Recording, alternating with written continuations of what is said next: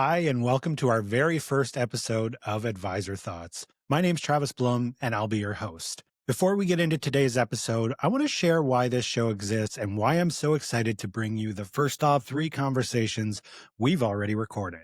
When we finished this particular episode, the content was so strong and so timely that I decided that this actually needed to be the one that we release first. Now, about the show, frankly, I built it selfishly for people like me. People who may be professionals, maybe they're business owners, or maybe they're both. Whether you're an advisor, an accountant, a lawyer, a mortgage professional, or you run a business where you're on the tools every day or managing a team on the farm, the reality is quite the same. You're building something, you're responsible for people, and you're trying to grow at a pace that is hard to keep up with. My goal is to bring you elite level conversations with people who operate at a level that most of us are still aspiring to reach, and ultimately to make those insights useful no matter where you are in your journey. Over the past 4 years, we made the conscious decision to rebuild our advisory practice from the ground up. I've made a lot of mistakes. I've had more help than most. And part of the reason I created this podcast is to share those lessons through conversations I get to have with leaders who have walked much further down the road than I have. Which brings me to today's guest. My guest today is Brent Allen, the Executive Vice President and Head of Sales and Distribution at IG Wealth Management. Brent's story is pretty rare in this industry. He started at IG as a brand new consultant in his early 20s, worked his way through to field leadership, then regional leadership, and helped stand up the private wealth management brand long before it became a cornerstone of IG's identity. And he did all of that inside a single firm, which in the financial services industry tells you something about his consistency, his judgment, and the trust he earns everywhere he goes. What makes Brent so compelling is that he does not lead from theory. He leads from experience. He understands the grind of building a business, the complexity of managing people, and the pressure of steering a national organization because he has lived each of those phases himself. This interview will go to show you that he thinks deeply about how businesses grow, how teams scale, and how leaders create clarity when everything around them is constantly changing. Brent brings that full journey into this conversation. In this episode,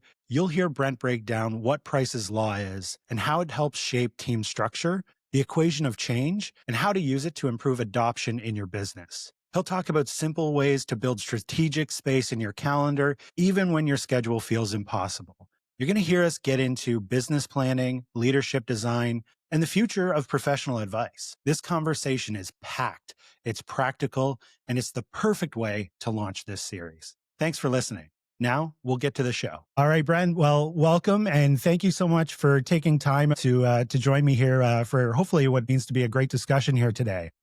Travis, I'm looking forward to continuing our many discussions today, just over the podcast here. So thanks for the invitation.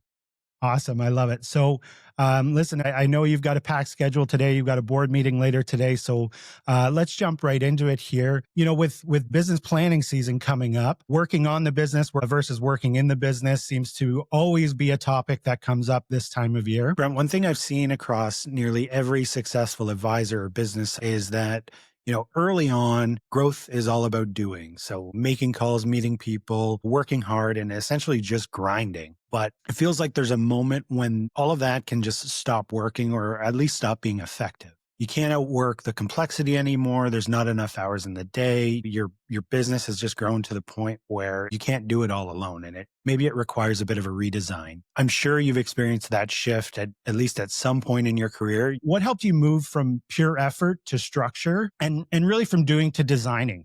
Perhaps that's the best way to phrase it.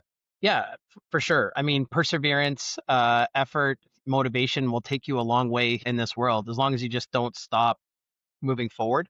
And I think that's the key. For me, I've always had a mentality, Travis, of burn the boats. I don't like having plan Bs because it's too easy to revert back to it. So there's only a goal. And when you take failure off the table, although it's a real option sometimes, but you take it off the table, you're going to find a way through perseverance, resilience, just being creative and committing to the goal. So that's a big part of it, I think, for many people in their leadership. But I'm 22 years now in financial services business, half as an advisor, half as an executive leader. And what I've learned is management is part art and part science at the end of the day. It's impossible to stay the status quo There really is no option. You're either getting ahead or falling behind.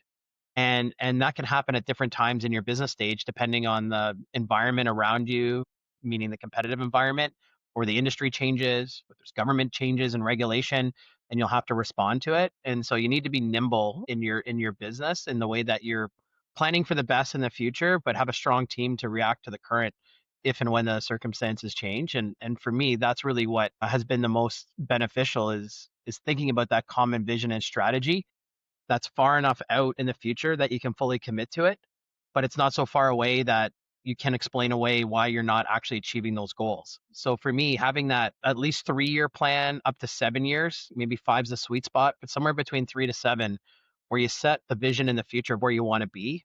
And then I'm a big fan of backcasting, saying, okay, I know where we want to go. How do we get there? And that's where you work with your team and figure all that out. So you got to create space to plant. I think that's the biggest thing.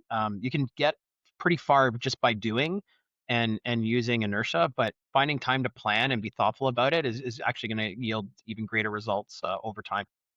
So I think that's the piece I want to latch onto here is being intentional about creating that space perhaps throughout your day, month, year, et cetera. How do you kind of tackle that piece for someone who started out in the field, has spent a good chunk of their career now on the executive side of the business?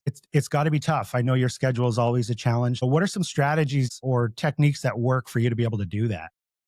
Yeah, everybody will reach a point in their career, regardless if it's financial services or any other business that you're working in, where you'll realize more effort's not the answer.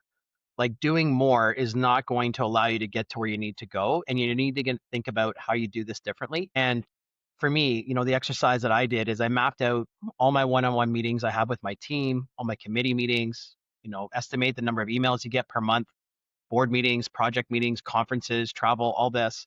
And Travis, when I did it, it came back and said, you're working 407 days a year. It's like, well, there's a fundamental problem with So you that. own a time machine, is what you're There's only saying, 365, so we've cracked the code. And the problem is, what about the weekends and the holidays and all that stuff? Like none of it, right? right? So here's my view. Work is like a gas. The more space you give it, it's just going to fill up the space. And so you need to keep a constraint on it. And the first thing you can do is just for like 2 weeks, write down every 15 minutes, like a lawyer, an accountant would, or an engineer billing to a project.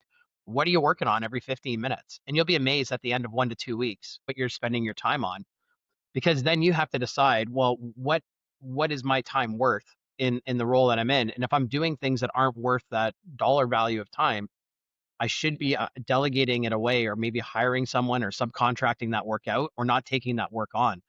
And so if I'm doing $25 an hour work, but I'm trying to make whatever it be, $500,000 a year, that's $250 an hour. If you want $1 million a year, you're looking at $500 an hour. Like you have to think about your time that way, depending on what the income is that you're trying to generate or revenue for your business. And anything that can be done for less than what your rate is, you need to find a way to get someone else to do that for you. So constrain your time, find out how you're spending your time. And then, Travis, I think everyone's heard of the Pareto principle, 80-20, like 80% of your results come from 20%. Familiar? Yes, sir. Yeah. So the one that I like is called Price's Law. Most people haven't heard of it. I don't know if have you heard of this? No, I haven't. No. Okay. So Price's Law says 50% of the work will be done by the square root of the number of people in the meeting. So a lot of people say, Brent, you just lost me, lost me on this one. Like too much math. You must be a finance guy. But Price's Law says 50% of the work will be done by the square root of the people in the meeting. So I'll keep it simple. 4 people, two will do half the work, which by default means the other two will do the other half. So it's fairly even when you're in a small group. If you have 9 people in the meeting, 3 will do half the work and 6 will do the other half. If you do 25 people in a meeting, 5 will do half the work and the other 20. So when you get to 100, it's 10 people do half the work. If you're at 1,000, it's 33 people half the work. And so this is how companies get really bloated and big on FTEs. And you wonder why, a company is incrementally adding thousands of people a year and they don't seem to be getting productivity gains. It's because the teams are getting too big and the people are too involved in the projects. And that's why when you see like Twitter, they let 80% of their people go.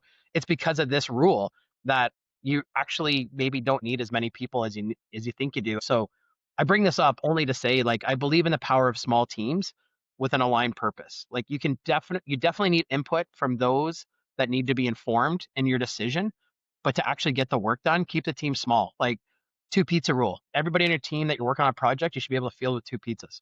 Otherwise, you get too many people in the room. Would be my view if you want to find ways to get things done faster. I think it's also valuable for the small business owner in the sense of, those hiring decisions early on are obviously critical, because if we're saying if your revenue equals $500 an hour and you need to get rid of the $20 an hour tasks, um, a lot of owners in those early growth stages have a real difficult time kind of letting go of some of that work that they probably shouldn't be doing anymore. And that hiring decision, I think, is critical in the sense of if you don't get the right person to take over those tasks, then I guess it's no wonder people get kind of caught in that feedback loops. Yeah, for sure. I mean, in order to get things done and to level up as a leader, you have to be able to work through a team. Like, you just can't do it all alone. African proverb many people have heard: if you want to go fast, go alone. If you want to go far, go together. That's true not only in nature and the wilderness, but also in business. I believe it. I also think that oftentimes small to medium sized companies, and even large ones, if you think about like the Apples of the world, had historically relied on charismatic leadership. So you have a really inspirational leader that will get up there, tell you the vision, we're all going to go, and the rah rah. But I mean, as soon as when stuff hits the fan, if you don't have the trust of your team behind you, you're gonna run into some resistance. And so charismatic leadership will take you only so far. What you really need is a trusted leader. And this is someone that's built on consistency, predictability, transparency, candor, like real results day to day that go beyond the vision. So to get things done through other people, you need to learn to slow down. And I'm not good at this. Like, it takes discipline. You need to slow down because it's faster to do it yourself, but to develop those key people on your team, because it will save you time in the long run. I can guarantee it, and it's worth it. And then even though you can do the work yourself, it really is a development opportunity for those around you. In my view, is they feel empowered when they come back and sit down with you and say, here's what I've been working on. Here's three options for the solution. I always say, give me three. Like, what if we keep doing the same? Option one, option two, and then tell me your recommendation. Like, that's what I hope to see back as a leader. And then we'll talk about it. And 90% of the time, I'm going to do what they're recommending because it's logical, it makes sense, and they feel good. And I didn't have to actually go and do it myself. So, you know, those are some of the things that I try to do when I'm working with others. And the other 10%, it's a coaching opportunity if we're not going down the path that I think is the best outcome for us. And so that's okay too. That's yeah, really incredible advice there. And so earlier this year we were at IG's annual conference in Quebec City, which is incredibly beautiful. I had no idea. So that was a nice treat on top. But you presented to the advisors in the crowd about how you've structured your leadership. You've promoted Carl Thibault. You see a lot of leaders say, work on your business just as much as you work in your business. But you've actually created your leadership structure around that principle. And I thought that was not only intriguing, but it's nice to see that level of, intentionality about your approach to how you're getting things done. So it really stuck with me because so many advisors and professionals, I think we struggle with that, finding that balance. I think it's easy to stay in the weeds, solving those immediate problems, and then you start to lose sight of designing what the business looks like for the future. So what you shared on stage really made me think. That kind of clarity, I feel like in leadership, in your position, doesn't happen by accident. It seems as though it's a deliberate decision to step back and focus on building something that lasts. So how did that structure between you and Carl come to be? And how has it changed the way you lead and how you think about scale? Yeah, great question. So, for your listeners, if you've never been to Quebec City, it is beautiful. Like, if you go there between May and September, just an amazing experience. So, encourage everybody to go check it out. Wintertime can be fun too, but pack your pack your As winter long as you're clothes. going skiing. As long as your skiing's good, festival, it's awesome. So, a great place. It's the closest thing to Europe you're going to get in North America. So, check it 100%. out. So for us on the structure side, the way that I look at it is the results a company is going to get today or in the next 3 months is really based on the decisions, Travis, that we made 12 to 18 months ago as a leadership team, because it takes that long for us to make a decision, source it out, implement it, train it, coach it, get adoption, and then start to see results. So anything we're seeing today, it's because someone 12 to 18 months ago said, this is the direction we're going to go on the team. So that's strategic leadership. And you need people thinking about the 5 key things that are going to make a big difference to your business in the next 18 months on your journey for your 3 to 7 year plan. At the same time, we have 5,000 people in this organization that report up to me. When you take a look at advisors and associate advisors, administrative assistants, back office, real estate, all of this type of stuff. And I can't keep the business going, which is incredibly complex, and find enough time to back up and zoom out and take a look at the bigger picture. So I need a tactical leader, like a operating officer, essentially, to make sure that these 5,000 people are using the tools that they have today. That's all they have access to, and that they can help them move the business forward as best we can.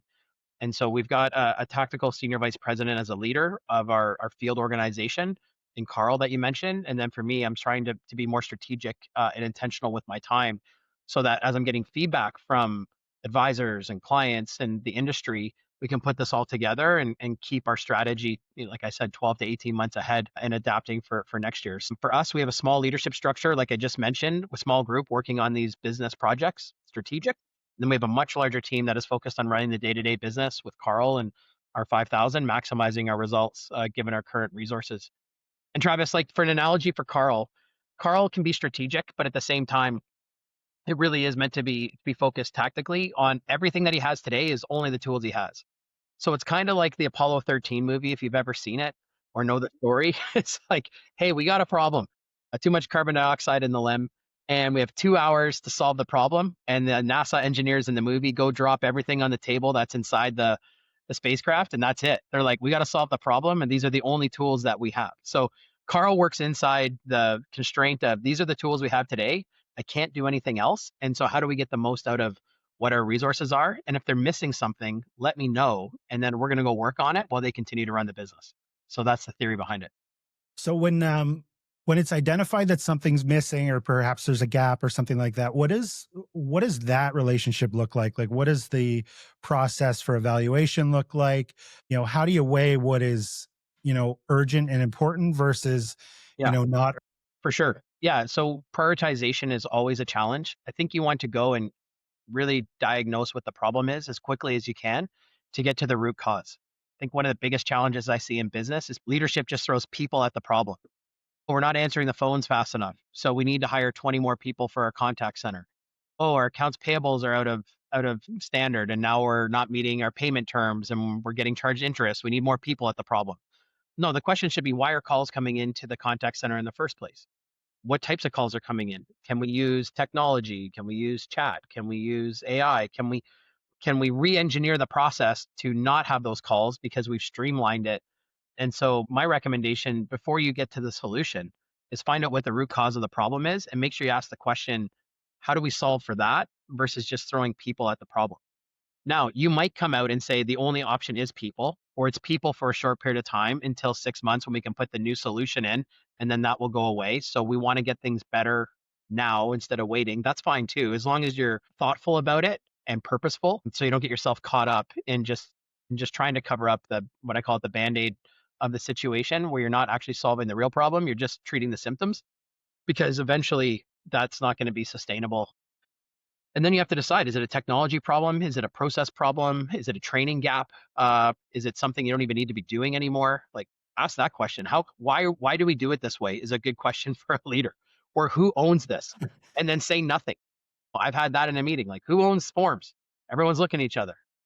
Someone has to, like, who Yeah, owns it? right. Nothing, right? So that might just tell you what the problem is there too. Because so many times people just do things because it's the way it's always been done and it's like, well, maybe we don't have to do it that way anymore. Or this is redundant. So this is when we started the conversation. We said it's art and science. This is a good example of that. You have to dig in a little deeper to find out which one it is. So how often do you find, when you're isolating any potential issues that, it is in fact a training issue, for example, for a lot of small business owners, throwing more people at the issue is sometimes not even an option. So it's, how do we use our existing resources, process, et cetera? For sure. Like if you're trying to get people to adopt a process or take on new technology, Travis, there's the I call it the equation of change. There's 5 things that you need to successfully implement change or it doesn't happen.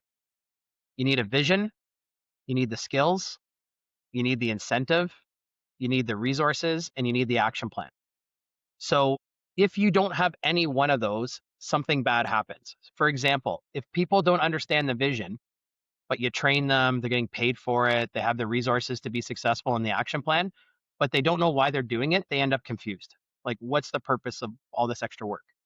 If you don't have the skills, but you understand why they want to do it, and there's a benefit to the company or me as an incentive and the resources, and you know what they want you to do and when, but you don't have the skill to do it, you get anxiety. So that's not good.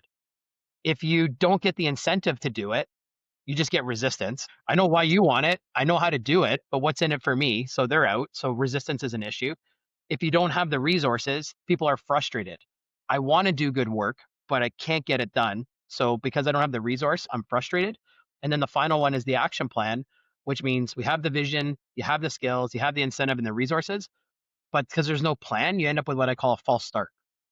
So only when you have clearly communicated the vision, you've trained people on the skills, they know why they're doing it financially for them or the company or the benefit to the organization, they have the resources to be successful, and you have a plan in place to get there, then you get change. But if you're missing just one of those, you'll end up with people that are confused, anxious, resistant, frustrated, or you get a false start. And it's that simple, but it's not easy to do. And so when you're implementing change, you should think about, do I have these five variables in place? Because that's going to help you get faster to your end goal would be my view. I feel like you just gave a master class on diagnosing any issue in an organization. That's incredibly useful information. You know, we spoke a little bit earlier about being strategic 12 to 18 months out as a big part of your role, and that this time of year, obviously, it's business planning season. And what I've noticed, you know, I would say, especially in our industry, is that planning often turns into or can turn into a bit of a checklist if you're not careful, where it's revenue targets, goals, maybe a new initiative or two or something new we want to try in marketing, but we haven't really quite figured it out yet. But it's on the list, and we're going to budget for it. In a role like yours, how are you creating momentum instead of just just a to do list? Yeah. I think there's two things. I think you need to separate out business planning from strategic planning of your business. So Great point. you very eloquently explained business planning, and it really is often about the financials of the business and setting targets for the next year.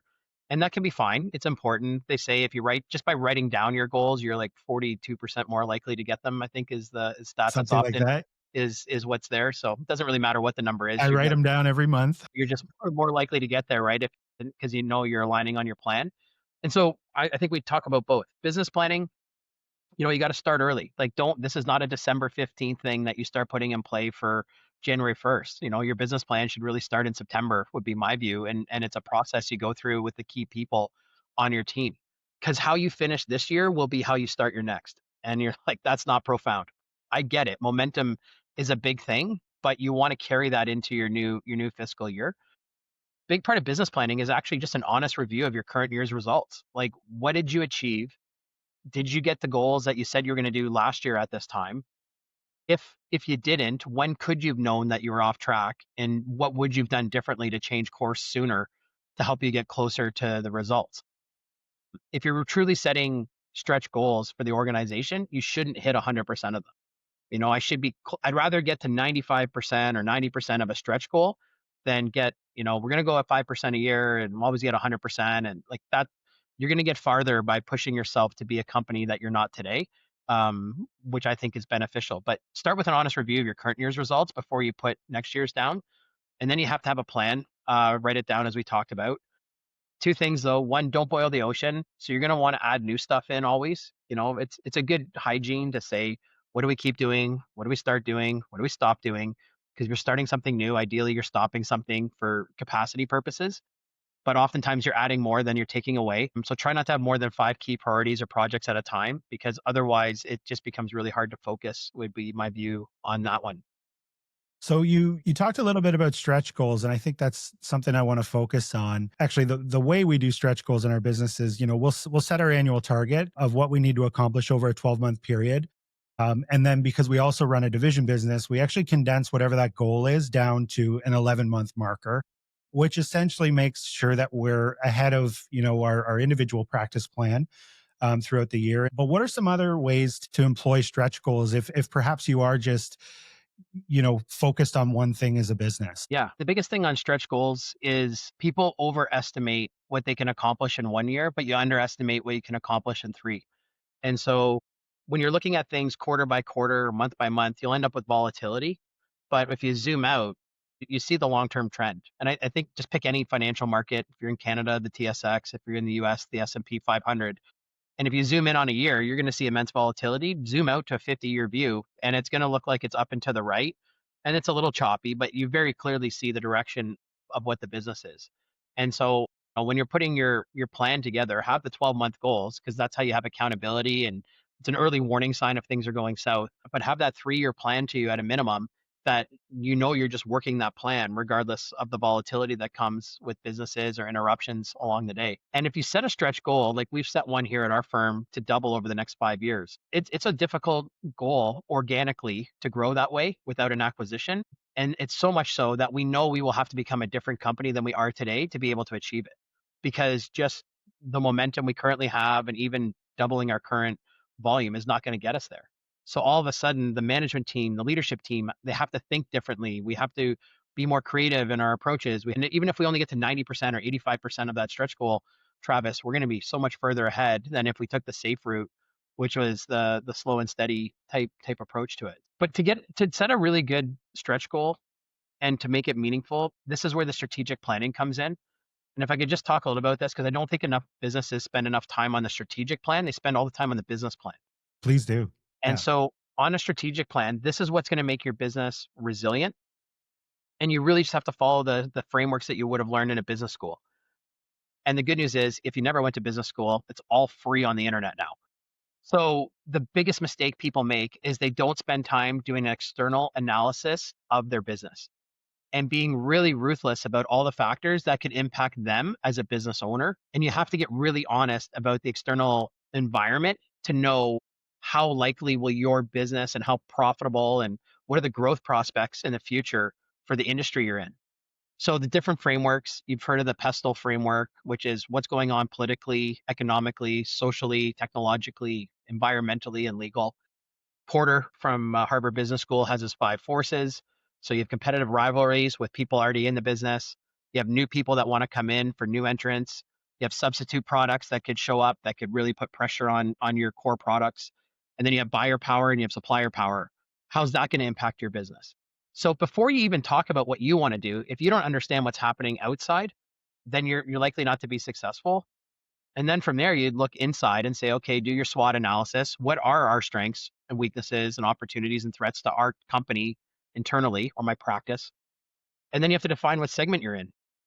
Price value is the easiest 2 by 2 matrix. Are you high price, high value? So Rolex. Are you low price, low value? Flair Airlines. Are you low price, high value?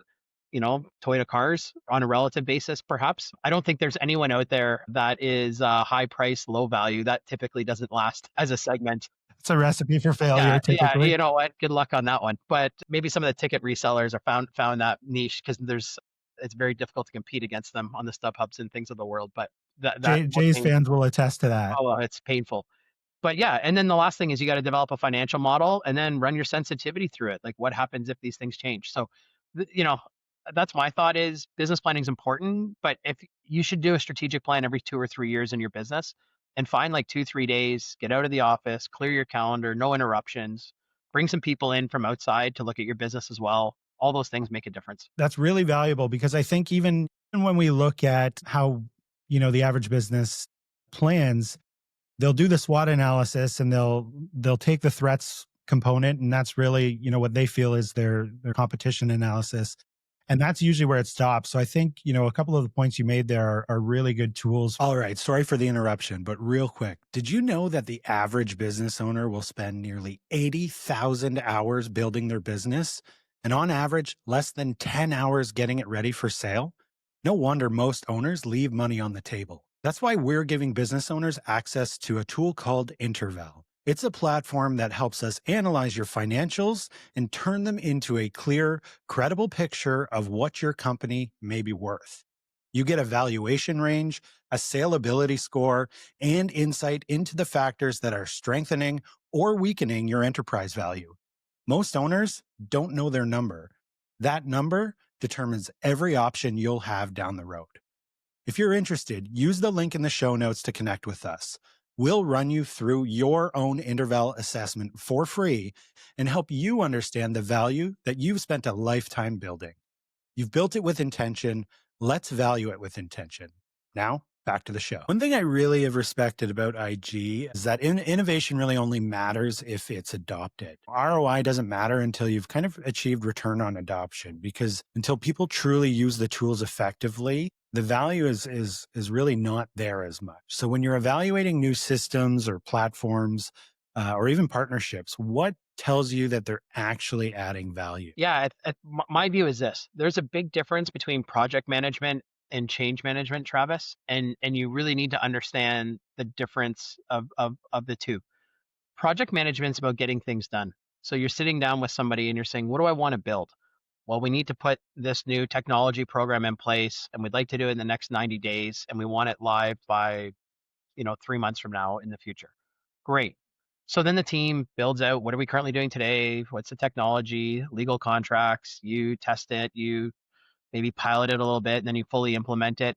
And then once it's live and you made sure you didn't break anything in the way, the project team goes, okay, we're done. We're on to the next thing, right? But just because you launched it doesn't mean people have adopted it. So there's a big difference between project management and change management, because change management takes over when the project goes live, and really probably 2 to 3 or 6 months in advance, to this extent you want to telegraph people and share with them why you're doing these things and what to expect when it comes and all this. But then the change management process, people short the follow up after something goes live, and they don't spend enough time making sure people get it and adopt it and have the resources and the training and the technology and the opportunity to ask questions along the way.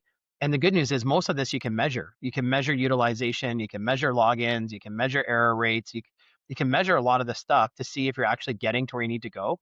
And you should have a goal. Like in the first 3 months, we want 10% of people to become experts at it. And after 6 months, we want 35% of people. And after 12 months, we want 75% of people there. As the adoption curve, you have the early adopters that will always jump in and just try something new because that's how they're wired. And then you have the early majority that are like, okay, a few people have tried it. I'm hearing about it. I'll do it. Then you got to win the next, 50% over to get to a full adoption. And then you have the laggards, Travis, where they'll never do it unless you turn it off. It's like 20% of humans. Like if you leave a back door open and I can do it the old way, then I'm going to keep doing it the old way until you don't let me. So you need a plan to turn the old one off. And if you win 80% of the people over or more, they will drown out the noise from the people that are complaining that the old way was better, was simpler, was easier. I didn't have to learn something new. But you can't turn it off until you get to that 75, 80% adoption.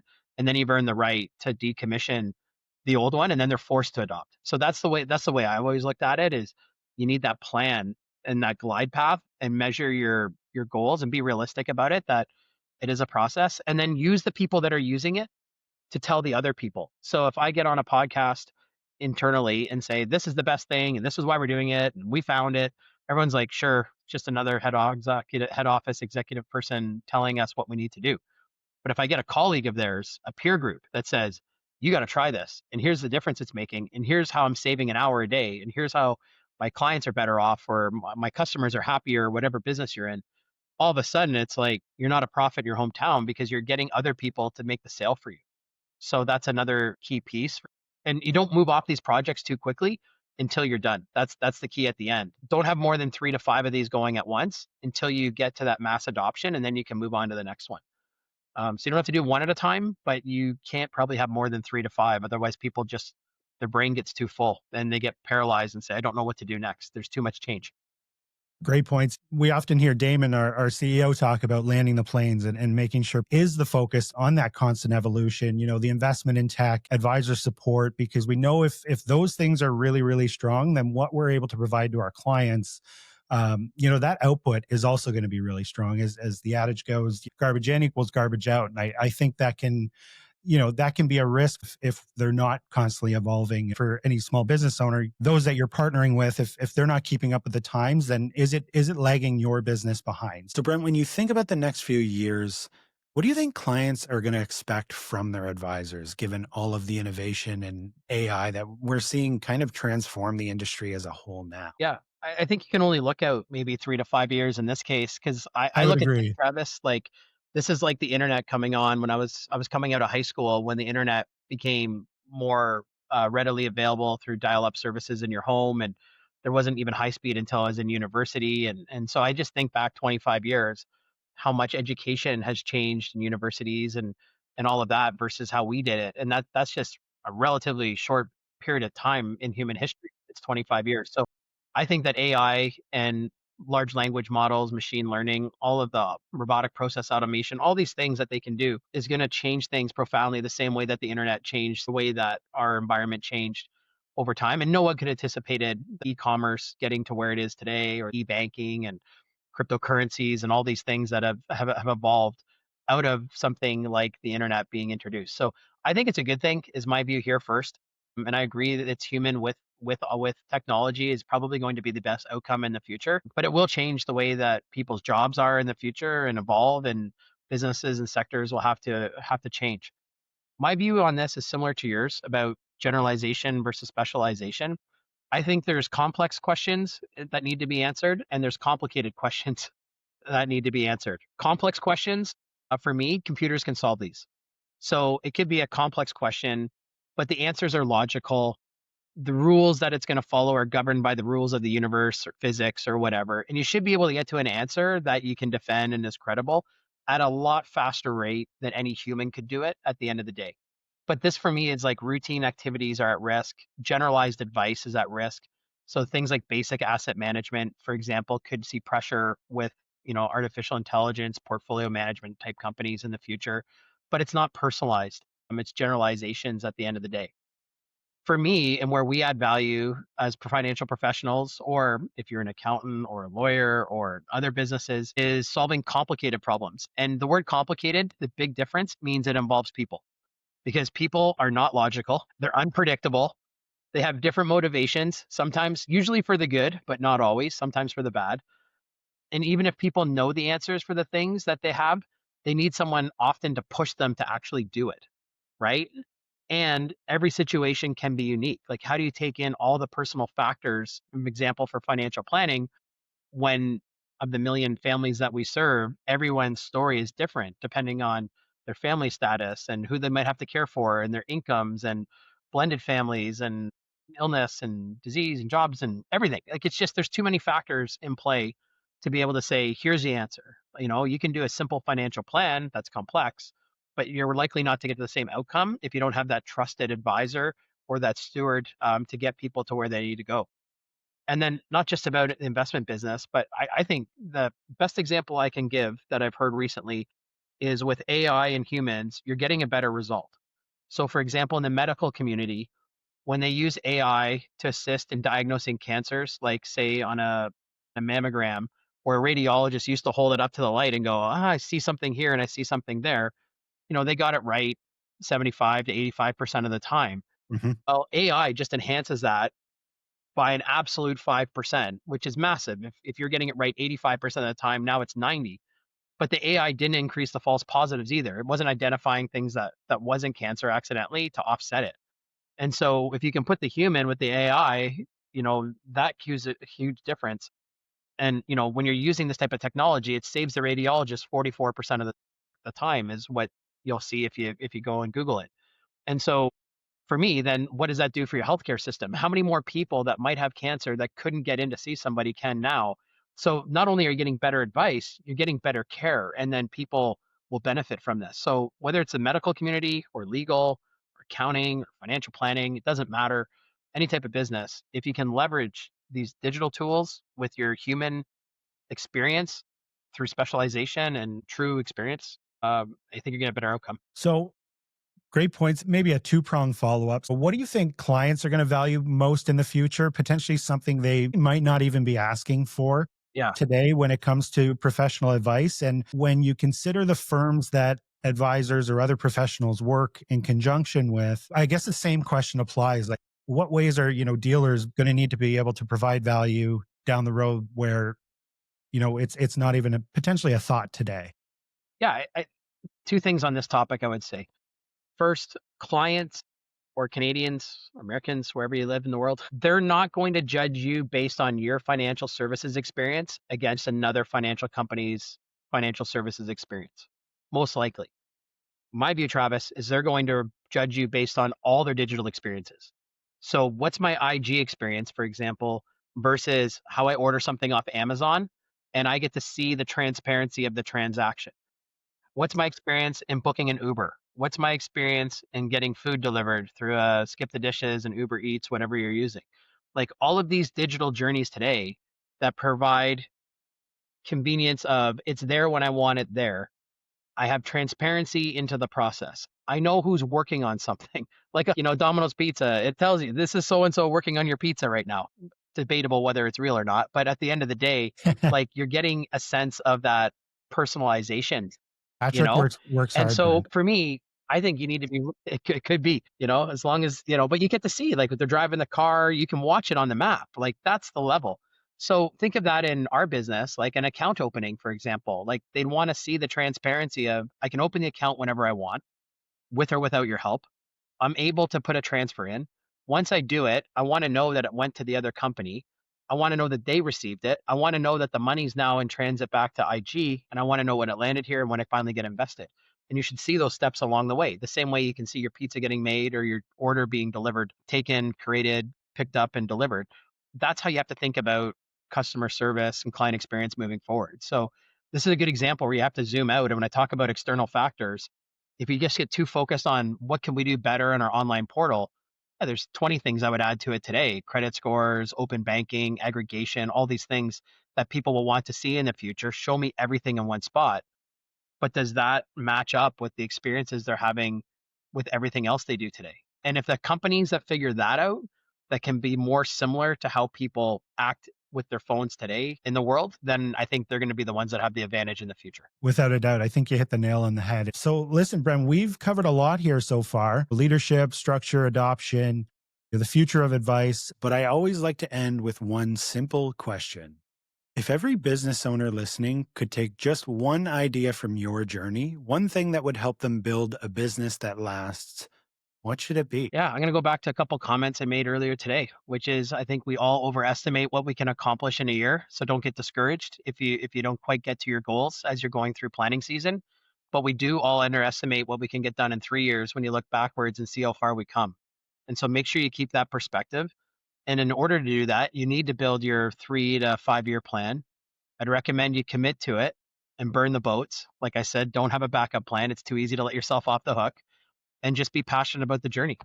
And then Travis, I'd say this, and I say this with a little bit of tongue in cheek, 100 years from now, it's not going to matter anyways because we're not going to be here. And so I say that because, have fun along the way. Enjoy the journey.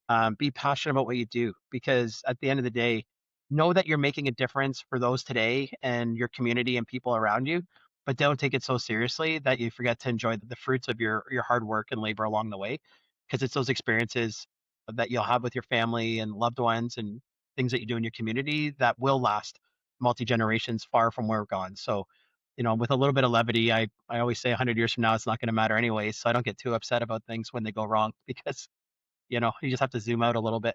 Very valuable perspective on that. Well, Brent, I can't thank you enough for taking the time out of your day to do this. You've given everyone listening a blueprint for how to lead with intention, how to create space to think, build systems that scale, and stay grounded in the fundamentals that actually move a business forward. So thanks again for being here, my friend, and for the example you set, and for continuing to push this industry forward in such a thoughtful way. It's very valuable. Thanks. Yeah. Well, and Travis, thanks again for the opportunity to spend time with you and your listeners today. And there's so much opportunity out there for everybody that's listening. So just go out there and get it. You deserve it. And it's these types of podcasts that make a difference in helping people think a little bit differently about their business. So I do hope you get 1 to 2 good ideas out of today's session that you can put into action. And, feel free to connect with me if there's anything that you'd like further. Thank you.